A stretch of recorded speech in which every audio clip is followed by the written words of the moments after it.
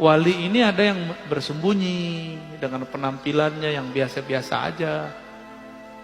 Dan saya sudah sering mengatakan walinya sufi itu soleh-soleh Pak, pakai serban, mungkin pakai kopiah, penampilannya soleh lah. Itu wali sufi. Ada wali namanya wali majzub, kayak Wan Sekhan. Jadi Wan Sekhan itu bukan sufi, jangan disebut beliau sufi, enggak, dia enggak sufi. Maka tidak ada tarekat sufi yang membuat orang seperti Wan Sekhan.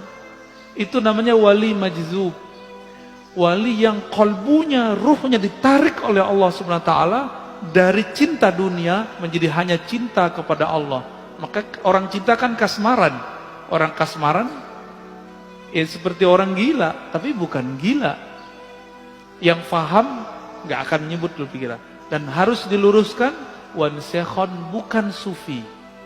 Bukan wali sufi, tapi dia wali majzub. Jadi kalau ada orang menuduh, ini nih wali sufi ini gila, dia nggak ngerti sufi itu apa.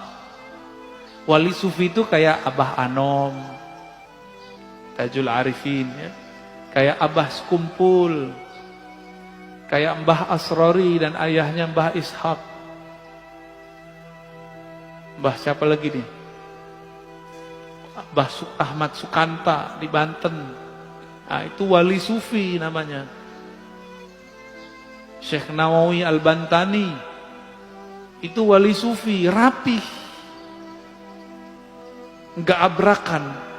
Kalau wali majzub ya abrakan Pak, dan itu bukan sufi.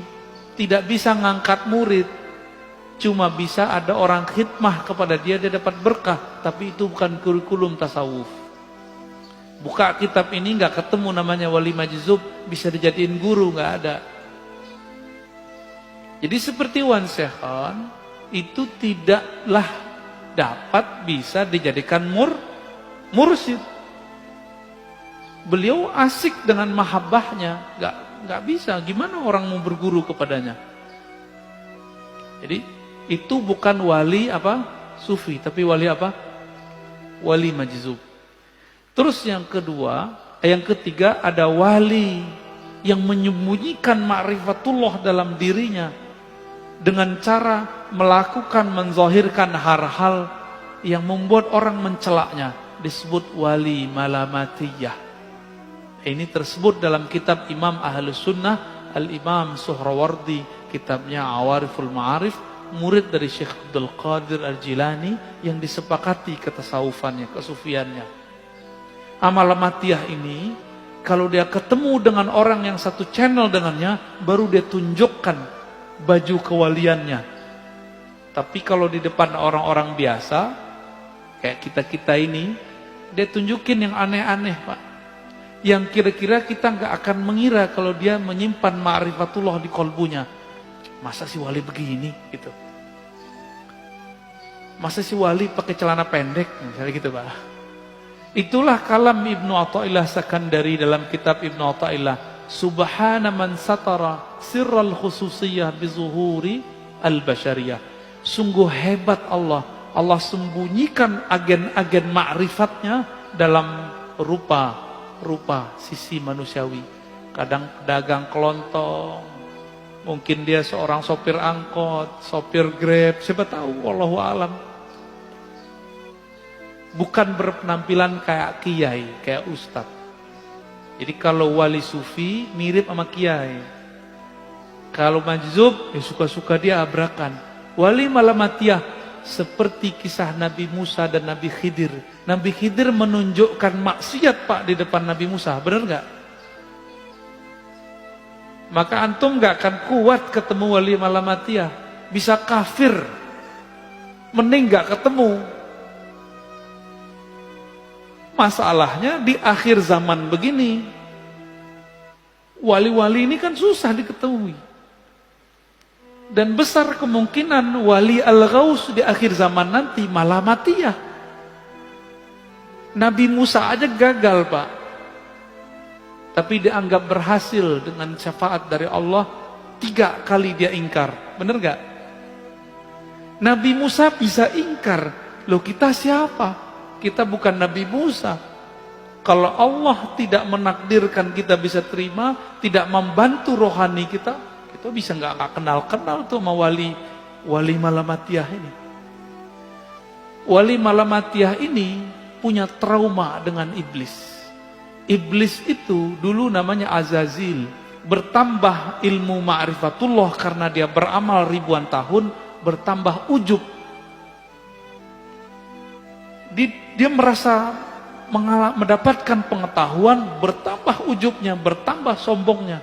Supaya tidak terjadi itu, supaya orang tidak mengkultuskan dia, wali Malamatiyah ini menghancurkan karakter-karakter sisi kesolehannya, supaya orang nanti menghujatnya. Di saat ada orang menghujatnya, disitulah dia kemudian tidak ujub.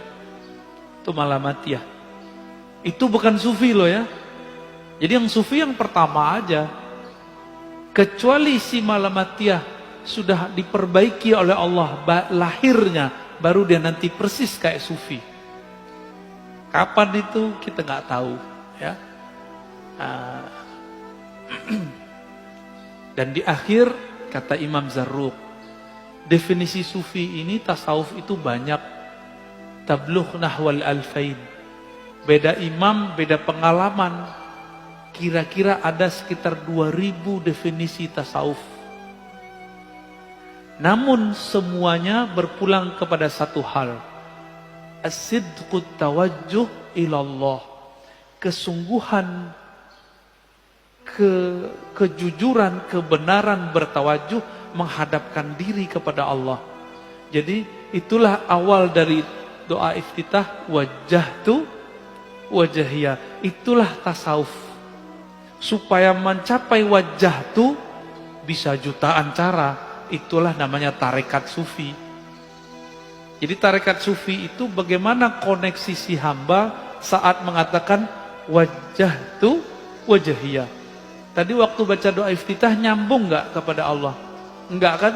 Karena belum punya torikotnya. Ya, belum punya sidqut tawajuh. Lisannya ngomong, kolbunya nggak ngikut. Yang disebut sidik, lisan mengatakan wajah tuh, kolbunya langsung berkiblat kepada Allah Subhanahu wa ta'ala. Berdasarkan itu, kata beliau, apapun kata orang tentang kezindikan tasawuf itu bersumber dari kebodohan mengenai hakikat tasawuf. Ya, jadi tolong sama-sama kita luruskan pemahaman ini. Ya, kira-kira itu.